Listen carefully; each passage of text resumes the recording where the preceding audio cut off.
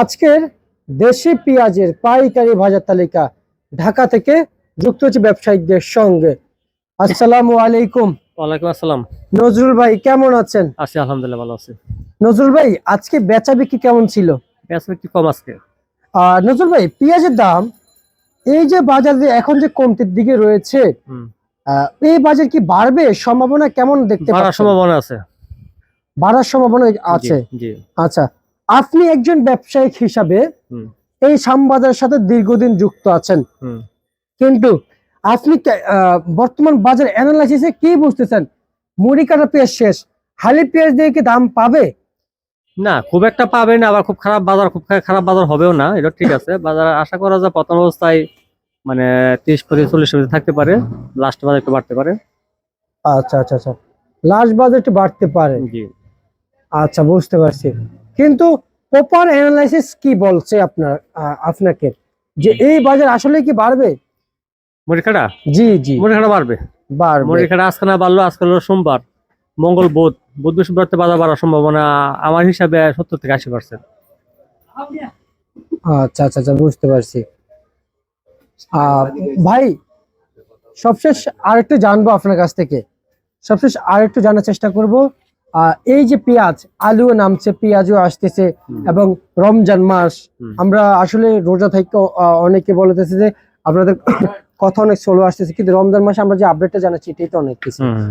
আরেকটা বিষয় হচ্ছে যাই, আমাদের দেশে উৎপাদন খরচ নাকি বেশি, এবং বর্তমান রানিং সরকার উনি প্রতিশ্রুতি দিয়েছেন কৃষি পণ্যের উৎপাদন খরচ কমায় দিবে, কৃষকদের জন্য লোন কমাবে, লোনের যে শুল্ক যে ব্যাংক নিবে ওইটা আরোপ করে দিবে, তারপর যা হচ্ছে মানে উঠায় নিবে, তারপরে ওনাদেরকে সব দিক দিয়ে সাহায্য সহযোগিতা করবে। যদি সরকার এই কথার উপর যদি থাকে, ভাই কৃষকদের অবস্থানটা কোথায় দাঁড়াবে? না, কৃষকের অবস্থানটা দাঁড়াবে, নির্বাচনের আগে প্রতিশ্রুতি সবাই দেয়, কিন্তু বাস্তবায়ন করাটা কঠিন। বাস্তবায়নের ভোটের জন্য অনেকে প্রতিশ্রুতি দেয়, কিন্তু বাস্তবায়ন করাটা এই কারণে কঠিন, যারা বলছে তারিখ যা বলছিল যে 10,000 টাকা পর্যন্ত যে কৃষি ঋণ আছে সব মুকুব করে দিব, 10,000 টাকা কৃষি ঋণ আছে 72 আছে, মুকুব করা কি সম্ভব? হ্যাঁ, এটা পসিবল না। দ্বিতীয় কথা হলো, দেখা গেছে কি, আর উৎপাদন খরচটা, সার কীটনাশকের দাম কমাইতে পারলে উৎপাদন খরচ কমলে দ্রব্যমূল্যের দাম কমবে, কিন্তু উৎপাদন খরচ তো কমাইতে পারবে না। কমাইতে গেলে সরকার কৃষিখাতে অনেক টাকা ভর্তুকি দিতে হবে। আগে ভর্তুকি দেওয়ার মতো মন মানসিকতা, ভর্তুকি দেওয়ার মতো যে আমাদের যে অর্থনৈতিক অবস্থান দেখতে হবে। ওগুলি থাকলে তারপরে আমরা ভর্তুকি চিন্তা করা যাবে। দেশের বর্তমান অবস্থান, এই 18 মাস 19 মাসে দেশের অর্থনৈতিক অবস্থা এমনি অনেক খারাপ অবস্থা, সেই হিসাবে যেটা বলছে বাস্তবায়ন করা মানে একটু কঠিন হতে পারে, আর করতে হলে আলহামদুলিল্লাহ। নজরুল ভাই, আপনি তো জানেন, আপনারা এই যেহেতু কাঁচা পণ্যের সাথে জড়িত আছেন, কৃষকদের কখন কি লাগে ভাই? কৃষকদের উন্নতি হলে আমাদের ক্ষতি কোথায় ভাই? কৃষকের উন্নতি তো, কৃষক তো সবসময় শোষিত থাকে, কৃষকের তো আসলে প্রতিশ্রুতি সবাই দেয় কিন্তু বাস্তবায়ন তো করে না। আচ্ছা, কৃষক উন্নত মানে আমাদের দেশ উন্নত। আচ্ছা, তাহলে আমাদের ক্ষতি কোথায়? আমরা যে ভারত থেকে এলসিপি আনতেছি, একজন ইম্পোর্টার উনি নিজেও বলে ভাই আমি ব্যবসার সাথে জড়িত, আমি সুযোগ পেলে আনবই, কিন্তু আমি হচ্ছে কৃষক বাছক। একজন ইম্পোর্টারের মুখ থেকে, একজন আমদানি কারকের মুখ থেকে যদি এটা শোনা যায়, তাহলে ওনার চেয়েও আগ্রহী আরো বেশি দেখানো উচিত আমাদের বাণিজ্য মন্ত্রী যারা আছেন, যারা দায়িত্বরত আছেন, কর্মরত আছেন, কাজ করছেন বাণিজ্য মন্ত্রী প্রতিষ্ঠানের হয়ে। কিন্তু আপনাদের যারা ইম্পোর্টার, তাদের চেয়ে তাদের প্রতিশ্রুতি একটু বেশি দেখানো উচিত যে না আমরা আনবো না, কৃষকের ক্ষতি হচ্ছে, কিন্তু তারাই তো বেশি ইন্টারেস্ট দেখাচ্ছে, তারাই তো বেশি ডাকতেছে আমদানি কারকদেরকে। না, ওইটা আমাদের কিছু দুর্নীতি করছে বিগত 18 মাসে, যে কিছু ক্যাটাগরি গভর্নমেন্টের দায়িত্ব ছিল, এরা বিভিন্ন ভাবে এরা অস্থায়ী হিসেবে দায়িত্ব ছিল, ওই হিসাবে এরা বিভিন্ন কিছু দুর্নীতি করে, বিভিন্ন কিছু টাকা খাওয়ার ধান্দা করে, কিছু আইপিএমপি দিয়া কিছু টাকা কামাই হেরা মানে জ্বরের মতো চলে গেছে।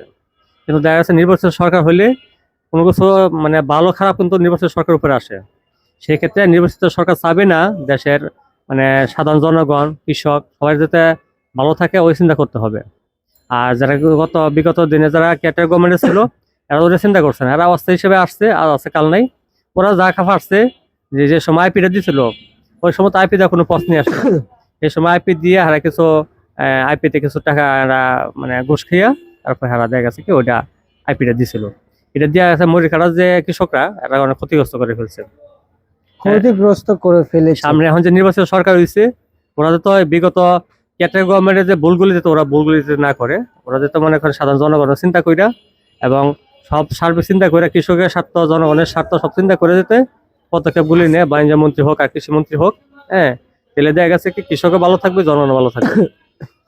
আচ্ছা আচ্ছা, নজরুল ভাই আজকে আপনার পিছনে যে সাদা আলু দেখতে পাচ্ছি এগুলো কত কত বিক্রি চলছে? ওটা সর্বোচ্চ বাজার হলো 34-35 টাকা বাজার আজকে। আর আচ্ছা আপনার ডান পাশে হুম, এইগুলো কি পেঁয়াজ? ওটা হালি পেঁয়াজ। হালে পেঁয়াজ জি, কত করে বিক্রি চলছে? ও 34-35। এগুলো কি পেঁয়াজ? ওটা মুড়ি কাটা মরি কাটা পেঁয়াজ কত বিক্রি চলছে? এমন 33-34, সর্বোচ্চ বাজার 35। আচ্ছা, আর সর্বনিম্ন বাজার কত যাচ্ছে? 28 টাকা। 28 টাকা জি। যাচ্ছে না?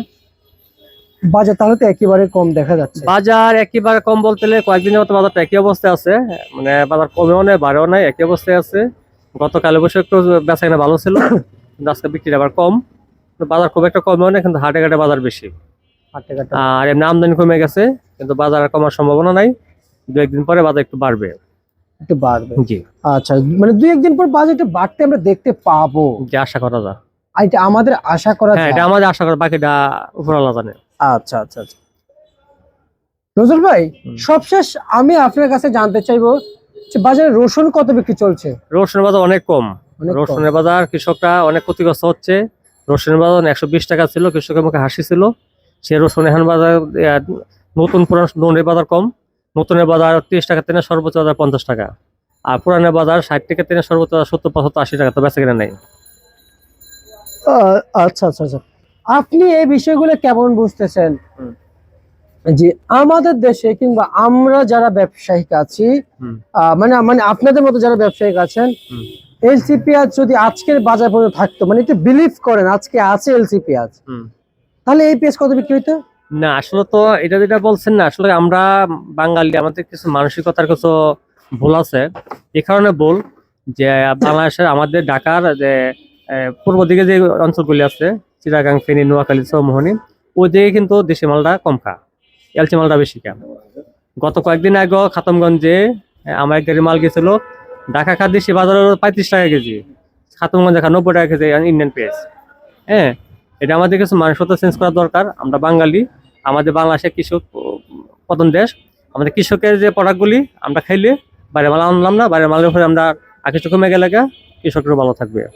সেই ক্ষেত্রে কৃষকের স্বার্থ চিন্তা করলে বাইরের মাল আনা প্রশ্ন আসে না। আর বাইরের মাল আসলেও সাধারণ জনগণ যদি না খা, তাহলে দেখা যাচ্ছে ইম্পোর্টেড মাল আর আনবে না। আচ্ছা আচ্ছা, বুঝতে পারছি।